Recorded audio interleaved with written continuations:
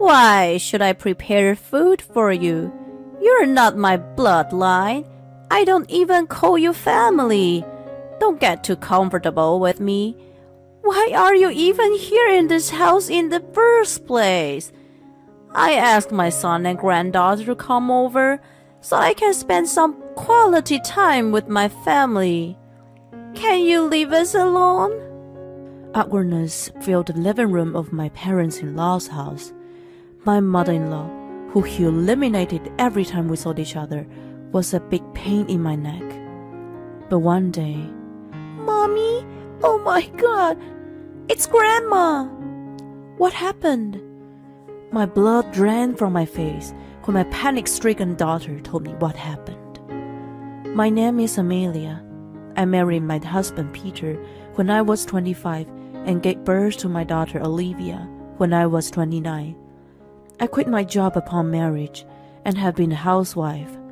I'm 39 now, and my happy family of 3 live in a rented apartment. I live a fulfilled life, but there is one big problem. That is Judy, Peter's mother. Her behavior toward me has been the cause of my headaches. Frankly speaking, she has been bullying me. She told me herself that she doesn't accept me as the wife of her son. Although she did not outwardly oppose our marriage, I've been snubbed for various reasons from the very beginning. She used to show up unannounced, force herself inside the house, and complain about the way I did housework and the taste of my cooking.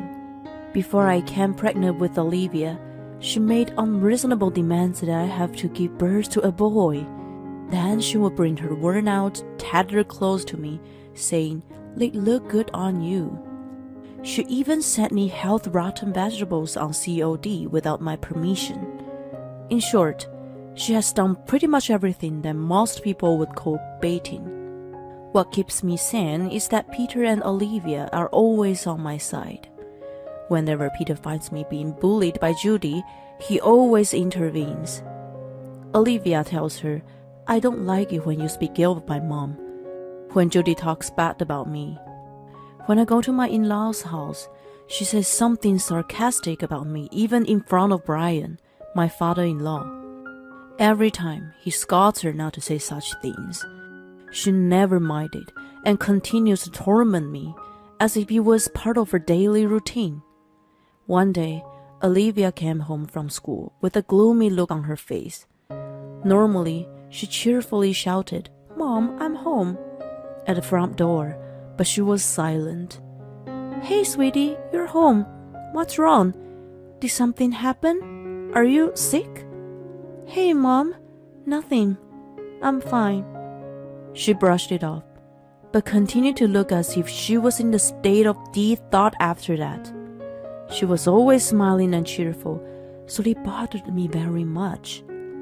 I knew she was at a sensitive age and didn't want to pester her, but I couldn't just leave it at that. Peter had to work late that day, so it was going to be just the 2 of us at dinner. I thought she would talk to me then. When she was slowly eating her bowl of mac and cheese, I started the conversation. "I'm worried about you. When you say you're okay, it's often not the case. I will never tell anyone and won't get angry. No matter what happens, I'm always on your side. Can you tell me what happened?" She put down the fork and remained silent for a while. Then she made up her mind and opened her mouth. She began to explain as articulately as a 10-year-old could. She went to play with a friend at her house, which was a 15-minute drive from ours, after school. She sometimes went there, and her friend's mom drove her back afterward. On the way home, when the car stopped at the traffic lights, she saw Judy working arm in arm with a young man she didn't know. She even saw them kissing. As soon as she realized it was her grandmother, she ducked down not to be seen. I couldn't believe my ears at that completely unexpected story. The idea of her being affectionate with another man in plain sight, close to where we live, was so abominable. It must have been traumatizing to witness such a scene for a 10-year-old. I soothed her and suggested that she take an aroma bath. In the meantime, I went to the corner grocer and brought her favorite ice cream. Normally, I would not give her sweets before bed, but it was unlike any other day. She was looking gloomy for a long time, but she cheered up a little upon seeing the package, and by the time she finished eating, she was almost back to her normal self. Still, I knew her innocent heart was broken. I told myself to keep a close eye on her for a while. Then, Peter came home tired from work less than half an hour after Olivia went to sleep. I thought it was cruel to tell him that his mother was having an affair with a young man, but I could not keep it from him. I told him exactly what Olivia had told me. He was enjoying his beer in the living room, but when he heard the story, he covered his mouth with a hand and ran to the kitchen. He came back with a wobbly step and mumbled weakly, "Seriously?" I could feel his pain and disgust. When he calmed down, we discussed our plans. What are we going to do about that? Shouldn't we let Brian know? Well, we can't just leave it like this. If we were to tell him, we need to gather more evidence. I worry that she could make excuses if we only have Olivia's story. I agree with him. We decided to ask a private investigator to look into Judy's infidelity. I was impressed by the work of a professional. The investigator gathered the evidence photos in no time after I requested them. There was a picture of Judy, dressed inappropriately of her age, embracing a young man. It was a sight I didn't want to see, but I had no choice but to confirm it. The investigator also found the identity of the young man.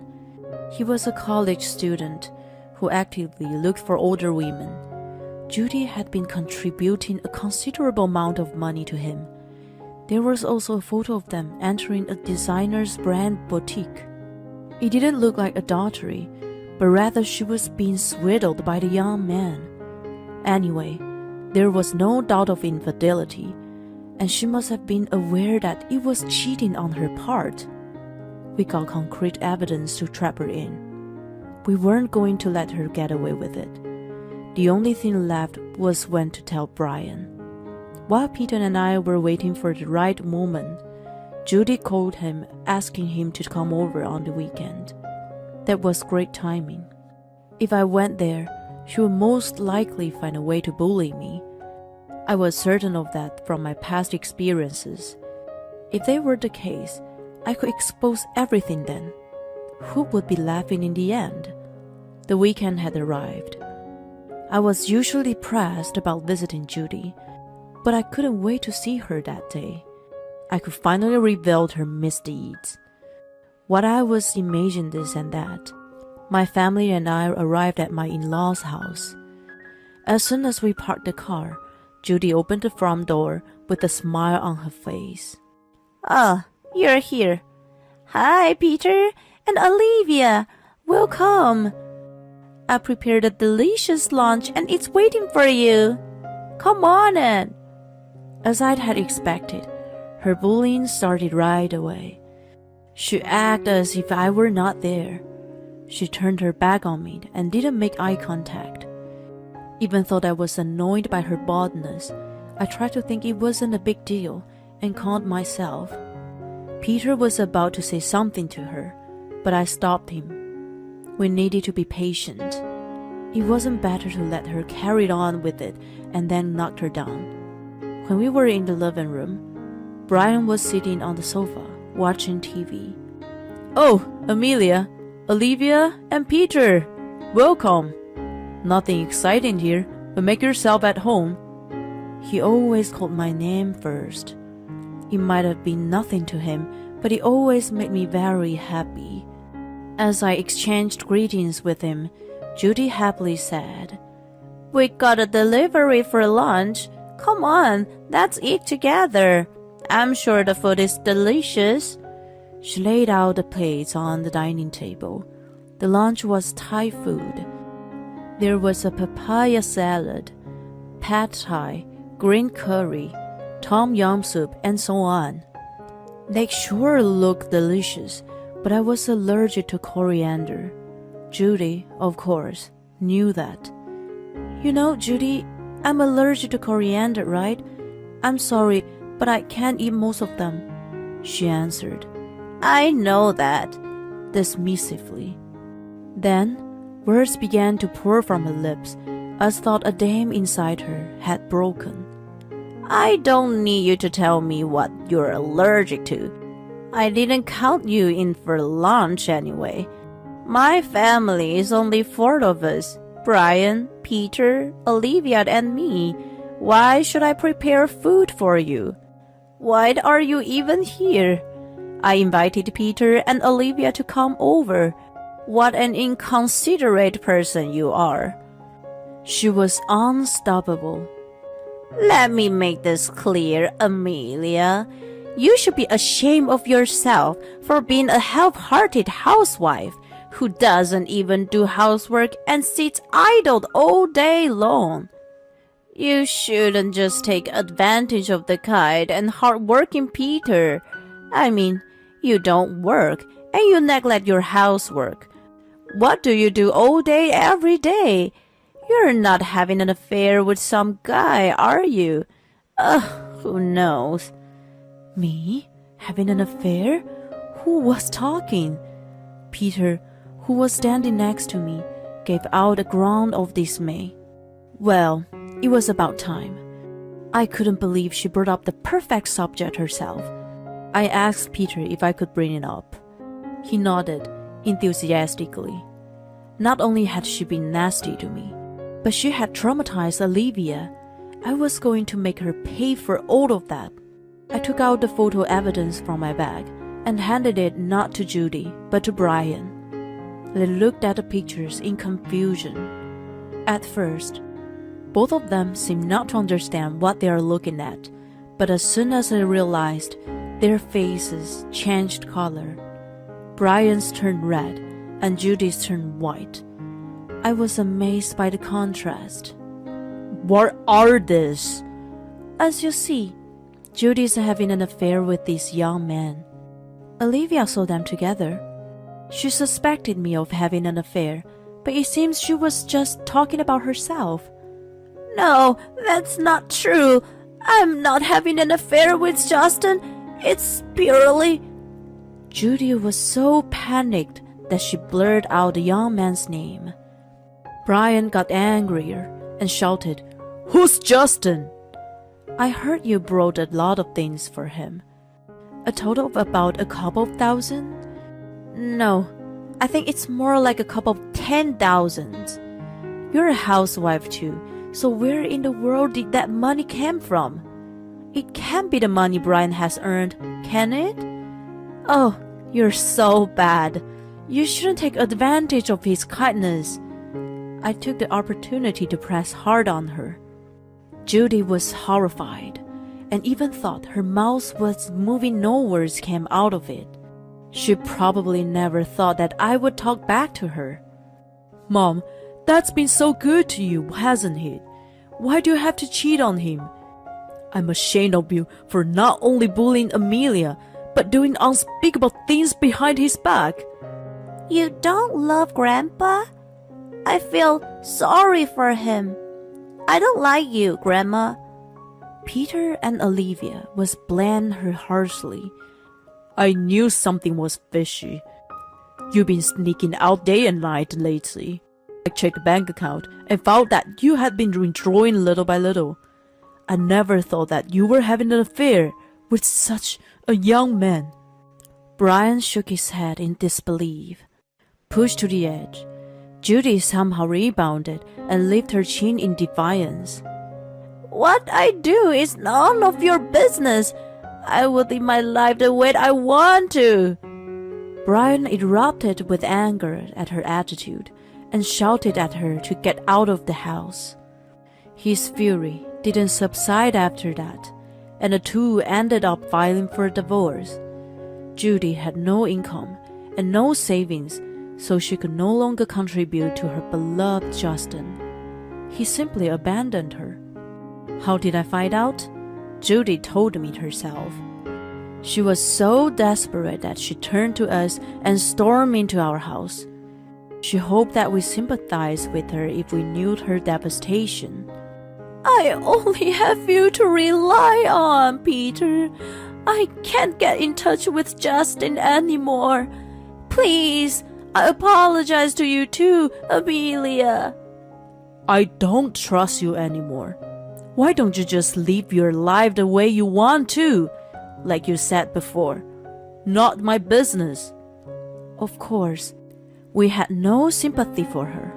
I would never forgive her for traumatizing Olivia. Eventually, we called the police to remove her. Brian had gone around telling all the relatives that Judy had an affair and that she bullied me, so she couldn't rely on them either. I heard that she was living alone in the shabby apartment and continued to pay alimony. She has truly brought this on herself. On the other hand, Brian decided to move in with us since he became alone. He's better with children than I expected. He takes Olivia to various places on weekends. Olivia also enjoys hanging out with him and seems to be gradually forgetting about Judy. Furthermore, he's helping me with the housework, saying he feels bad for living rent-free. In the beginning, I had to teach him step by step. Now he can do everything by himself and even cooks dinner for us. Thanks to him, I'm able to go out and work part-time. It took me a while to get used to working after a long break, but I enjoy being outside the home.